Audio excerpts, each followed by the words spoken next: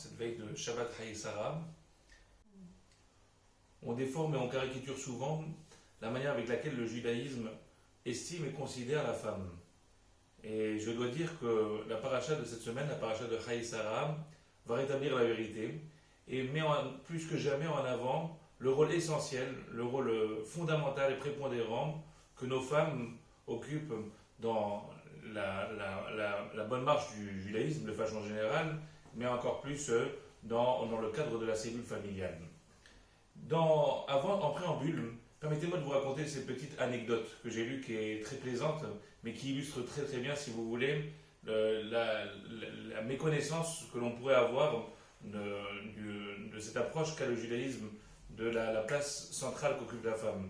Il y avait un jeune homme qui est né dans une famille juive assimilée et il n'avait aucune pratique religieuse, mais par contre, ce jeune homme avait l'habitude de se rendre chez ses grands-parents tous les vendredis soirs et il se délectait chez le grand-père qui lui était pratiquant de cette belle table du Shabbat avec les airs du Shabbat, les chants du Shabbat et ce repas du Shabbat à la lueur des bougies. Et puis finalement le grand-père est décédé, le jeune s'est marié, il s'est éloigné encore un peu plus, mais par contre pour lui c'était fondamental, même après son mariage, bien que son épouse elle-même n'était pas pratiquante, que tous les vendredis soirs ils puissent se retrouver autour d'un bon repas avec une table du Shabbat, les lumières du Shabbat, même si il n'y avait aucune connaissance du Shabbat en tant que tel.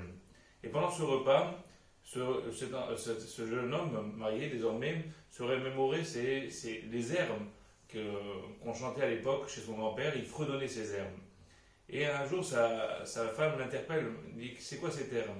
Il dit « Je sais pas, mais tous les vendredis soirs, avant de commencer le repas, mon grand-père il chantait ce texte, ce poème. » Alors sa femme était intriguée par la belle mélodie, lui dit, eh bien, on va se rendre dans le quartier juif pour essayer de sonder un libraire, peut-être qui pourra nous orienter, comprendre d'où provient cette mélodie et surtout comprendre ce texte. Et effectivement, en rentrant dans cette librairie juive, le libraire a compris tout de suite qu'il s'agissait du texte du Eshet Hayil, c'est-à-dire le poème de la femme vertueuse, le 31e chapitre du livre des Proverbes, du livre de Salomon que l'on trouve dans la Bible, qui fait l'éloge de la femme vertueuse et que l'on récite tous les vendredis soirs à la table du Shabbat. Et lorsque cette dame a lu la traduction de ce texte, elle a été impactée, impressionnée, et elle a dit tout simplement, si telle est la conception, la perception qu'a le judaïsme de la femme juive, alors je veux apprendre ce qu'est le judaïsme et je veux me rapprocher de la Torah et des mitzvot. C'est-à-dire qu'en d'autres termes, nous n'avons pas idée, si vous voulez, nous n'avons pas conscience de la manière avec laquelle non seulement la Torah met en avant, met en exergue le rôle prépondérant de la femme juive, mais plus encore, on voit dans la paracha de cette semaine combien elle occupe cette place centrale et majeure dans la bonne marche de la cellule familiale. C'est marqué dans la paracha de Haï Sarah, effectivement on évoque dans les moindres détails la manière avec laquelle Yitzhak s'est marié avec Rivka. Le choix de cette femme par le serviteur d'Abraham, Eliezer, et puis finalement, Eliezer ramène cette future épouse à Yitzhak, et lorsque on parle du mariage, le texte de la Torah nous dit « Vaïvier Yitzhak Aoela Sarah Imo ». Yitzhak a fait rentrer, a fait pénétrer Rivka dans la tente de Sarah, sa mère. Il la conduisit dans la tente de Sarah, sa mère. Et Rachid fait remarquer que cette expression « dans la tente de Sarah, sa mère » suggère en fait qu'au moment où Yitzhak précisément a fait rentrer Rivka dans cette tente, eh bien Veinei Sarah Imo, tout d'un coup c'est comme si Sarah était réapparue, Sarah qui était décédée, comme si sa mère Sarah était réapparue, c'est-à-dire que dans Rivka il y avait une ressemblance incroyable dans le comportement de Rivka qui existait déjà chez sa mère Sarah. Et Rachid de poursuivre et de dire que Kozman chez Sarah Kayemet, tant que Sarah était vivante, eh bien effectivement, il y avait cette bénédiction de la lumière du Shabbat. Une lumière qui était allumée vendredi soir, restait allumée toute la semaine jusqu'au vendredi suivant. Tout le temps que Sarah était vivante, il y avait la bénédiction dans la pâte. Lorsque Sarah pétrissait la pâte, eh bien il y avait une bénédiction extraordinaire dans cette pâte. Elle pouvait rassasier je ne sais combien d'individus. Et enfin, tant du vivant de Sarah, il y avait toujours ce Hanan, cette nuée qui s'attachait à la tente de Sarah, qui était la manifestation de la présence divine. Quand Sarah s'en est allée, tout ceci a cessé. Et lorsque Rivka est rentrée dans cette tente, Aouela, Sarah, Imom, voici que Sarah est revenue, c'est-à-dire que ces trois bénédictions se sont réinstallées. En plus du fait qu'il s'agit effectivement de la bracha, de la bénédiction qui a accompagné les matriarches, de la récompense que Dieu leur a accordée ici-bas. Quel est le sens de ce midrash? Et en fait, à travers ce midrash, on devine très clairement la fonction fondamentale qu'occupe la Eshet Chayil, la femme vertueuse, dans la structure familiale. Prenons d'abord la première bénédiction. Une lumière qui était allumée vendredi soir, restait allumée toute la semaine. Effectivement, ça nous fait indéniablement penser au miracle qui se trouvait dans le temple de Jérusalem, la Ménorah, le candélabre. Quand on allumait la Ménorah et quand on venait le matin, toutes les lumières étaient éteintes sauf une qui restait perpétuellement allumée. Donc il y a une sorte de ressemblance de ce miracle avec celui de la Ménorah. Mais plus que cela, qu'est-ce que cela signifie? Ça veut dire que le Midrash ici met en avant le rôle majeur qu'occupe la femme juive dans la structure familiale. Le Shabbat, c'est une pause extraordinaire dans la semaine. C'est un moment où nous nous ressourçons. C'est un moment de Kedusha, de sainteté, un moment de sérénité, un moment où on se pose. Mais ça dure un jour. Lorsque le Shabbat se termine, eh bien, cette course reprend, cette course terrible de la semaine reprend.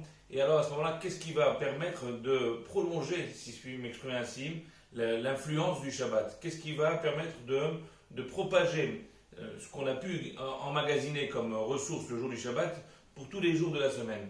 Et bien de la même façon que cette lumière reste toute la semaine, elle restait allumée, et bien c'est la femme juive qui a cette fonction extraordinaire de faire en sorte que ces ressources de Kedusha, de sainteté et de sérénité que l'on emmagasine le jour du Shabbat, et bien de les prolonger tout au long de la semaine. Qu'est-ce qui va assurer que tout au long de la semaine va régner dans ce foyer cette même sainteté qu'on a retrouvée le jour du Shabbat, cette même sérénité qu'on a retrouvée dans le Shabbat, cette même, cette volonté d'être scrupuleux dans la manière avec laquelle nos enfants se conduisent, dans la manière avec laquelle nos enfants orientent leur vie? Qu'est-ce qui va veiller à tout cela tout au long de la semaine? Eh bien, c'est l'épouse, c'est la maman, c'est la mère. C'est elle qui, effectivement, va faire ce prolongement de ce que l'on a acquis le jour du Shabbat tout au long de la semaine. Prenons la deuxième bénédiction, cette bénédiction qui se trouvait dans la pâte. Pourquoi une telle récompense? Eh bien, parce qu'en fait, le rôle de la Eshet Chayil et ce qu'elle assure dans la bonne marche du foyer, c'est quoi? C'est que, finalement, nous ne produisons que des matières premières. Nous n'apportons que des matières premières à la maison.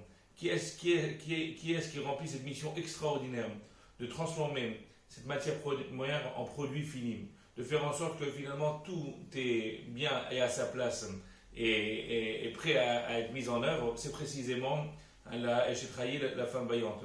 Et à ce titre, il y a un commentaire dans le Talmud, un texte dans le Talmud un peu caricatural, mais qui illustre bien, si vous voulez, cette faculté qu'a la Eshet Chayil, la femme vaillante, de transformer tout ce qui est matière première en produit fini, en produit prêt à être, duquel on peut profiter. Le texte ne dit pas que Rabbi aussi une fois rencontré Eliyahu Hanavi. Et il a interpellé, il dit, c'est marqué dans la Torah, Eselo Ezer Kenegdom.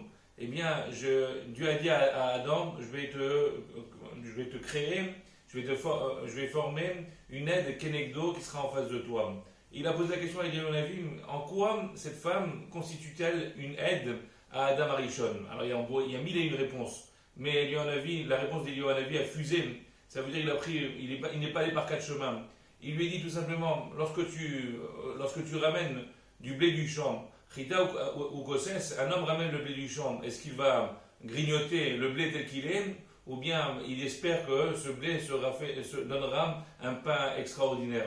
Lorsque l'homme ramène du champ du lin, est-ce qu'il va porter sur lui ce lin, ou bien il espère que ce sera un beau vêtement qu'il portera? Et en d'autres termes, c'est son épouse qui a veillé à ce que cette matière première se traduise en véritable produit fini pour qu'il puisse jouir pleinement de ce monde. Ça, c'est la grandeur et la force et la clairvoyance de la Eshet Chayil, de la femme vertueuse. Cette capacité, si vous voulez, à prendre toutes les matières brutes, toutes les matières premières et de les transformer pour en faire un produit dont on peut en profiter. Et enfin, la dernière bénédiction, bien entendu, c'est la nuée. La nuée qui se retrouvait sur la tente des matriarches, qui était la révélatrice de la manifestation divine, comme si la Torah nous révélait que l'essentiel de la présence divine dans un couple, dans un foyer, est assuré que par le rôle prépondérant qu'occupe la femme juive dans le judaïsme. C'est elle qui est la garante de la sainteté, de la pureté qui va régner dans ce foyer, et donc c'est elle-même qui va amener cette Shekhinah, cette présence divine, bien plus que la contribution du mari. Voilà, si vous voulez, en quelques mots, comment le Midrash met en avant, pas simplement les récompenses qui étaient réservées aux matriarches, mais à travers ces récompenses, on devine le rôle essentiel qu'occupe la femme vertueuse. Ça, c'est simplement ce rôle qu'elle occupe dans le cadre de la cellule familiale. Mais je n'évoque pas ici aujourd'hui le rôle essentiel qu'elles ont occupé dans la destinée du peuple juif de façon générale. Mais il n'est qu'à réfléchir, il n'est qu'à méditer cette place prépondérante et essentielle qu'elle occupe dans cette structure. Ça nous laissera comprendre et réaliser véritablement combien nos épouses, combien nos mères, combien nos grands-mères ont un rôle essentiel dans la marche du judaïsme. Et je terminerai par cette petite histoire qui est ultra connue. Le Chazon Ish, il s'est rapporté au nom du Chazon Ish une fois qui conseillait un maître de yeshiva. Il lui disait: fais attention, chaque élève que tu as devant toi, donne-lui de la considération et l'estime qui lui revient, parce que tu ne sauras jamais de quel enfant sortira le futur grand de la génération. Pourquoi? Continue le Chazon Ish. Parce que peut-être que cet enfant, il bénéficiera des prières de sa maman, peut-être que cet enfant, il bénéficiera des larmes que sa grand-mère a versées au moment où elle lisait les Tehillim. C'est ça la force de la femme vertueuse, c'est ça la force de nos femmes, et combien effectivement cette paracha de Chayei Sarah est une invitation qui nous est faite, pas simplement à reconnaître et à estimer cette place essentielle qu'occupe la femme dans le judaïsme, mais donner toute la considération que nos épouses et nos mamans et nos grands-mères méritent.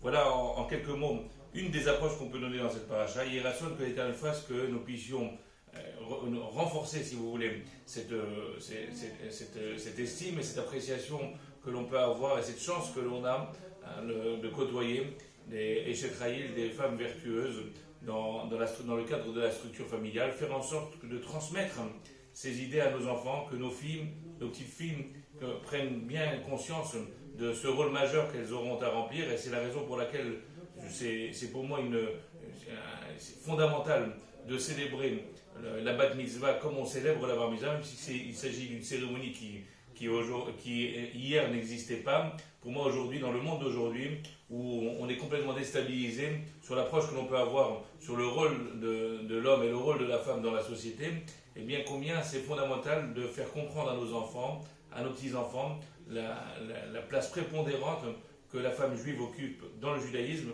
dans la structure familiale et également dans le rôle qu'elle a joué dans la destinée du peuple juif. Mes chers amis, je vous souhaite un très bon Shabbat, Chayei Sarah, Shabbat Shalom. En vous donnant juste les horaires, l'allumage se fera entre 16h12 et 16h53, je parle à Lyon, entre 16h12 et 16h53, et la fin du Shabbat aura lieu à 17h58. 17h58. Vous rappelez également que la semaine prochaine, ce sera Rosh Chodesh qui se lève, donc le Rosh Chodesh, le début du mois où on fêtera à la fin de ce mois Hanouka. Rosh Chodesh qui se lève, ce sera lundi soir, donc 16 novembre, et mardi, toute la journée, donc du 17 novembre, donc un jour, lundi soir, mardi soir, 17 novembre, Rosh Chodesh qui se lève. Shabbat Shalom, Mouvorach, et au plaisir de vous revoir très très bientôt. Bonne santé à vous tous.